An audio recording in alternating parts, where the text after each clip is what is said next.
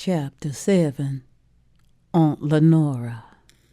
Jake's mammy was Aunt Lenora, and she talked a little strange, like she ain't like all the other niggers. She came from straight out of Africa. She ain't never say much to nobody. Some say she ain't right 'cause she talking to herself in some Africa words. She was a short Africa negress with skin blacker than the night. But that little negress was strong, almost as strong as Uncle Tom, and he the biggest nigger on the plantation. Aunt Lenora, she worked hard on the plantation, and for a while, ain't nobody knowing where Jake was. Took many moons before the nigger trader and the dogs to catching up with Jake, and they bringing him back to the butler's plantation. The nigger traders wearing all black and they looking just like devils. When we saw Jake, it was a pitiful sight to behold, 'cause he be looking just like death. They done beaten him something awful bad. And old Ledbetter, he's smiling and all. The only thing that Ledbetter hated more than a niggeress was having one of his nigger boys run away. He ain't take that kind of thinking slightly, and he wanted Jake to know it. Ledbetter, he done called all of the niggers outside, and even the yellow house niggers had to come out and watch and everything. Then he made two niggers take Jake off of the ass and stretch his whole body out on the ground with his feet and hands tied to the post. Poor soul was half dead already, so he ain't even moved much. But they want to keep him alive so that they can beat him to death a second time. That better got a piece of iron, what they call a slut. It was a block of wood with little holes in it. They fill the holes up with tallow and put the iron in the fire till it gets sizzling hot. Then they better took and hold it over poor Jake's back and let the hot grease drop bit by bit on him. Poor Jake, he's screaming while his skin just melting off his body.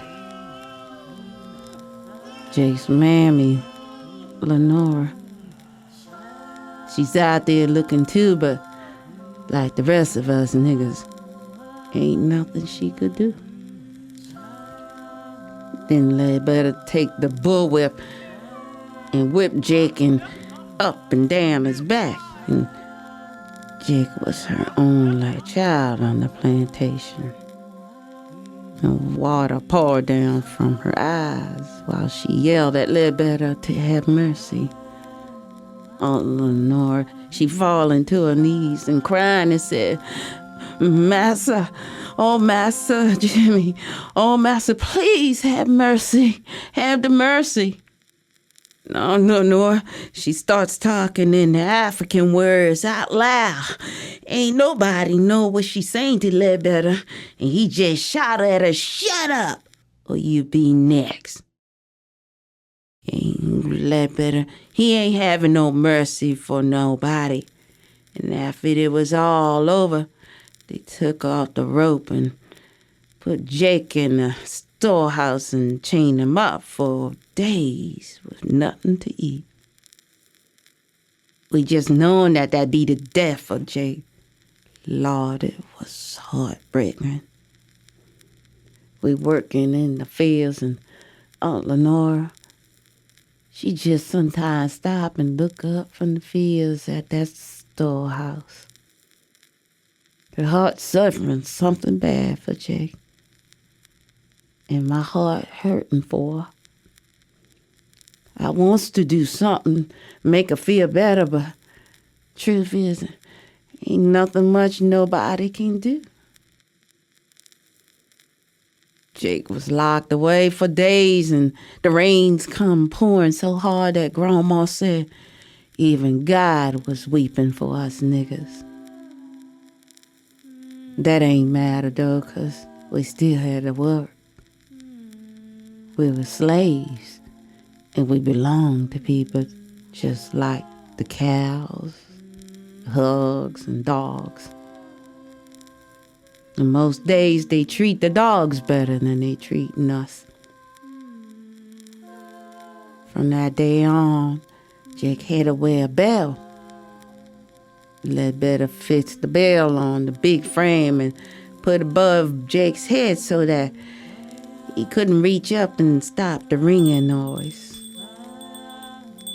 Jake had to wear that thing all the time, and you know when he was coming and going, 'cause you heard it ringing. But Jake, he ain't never had to go back to Ledbetter's house ever again. Maybe he did find some freedom in the suffering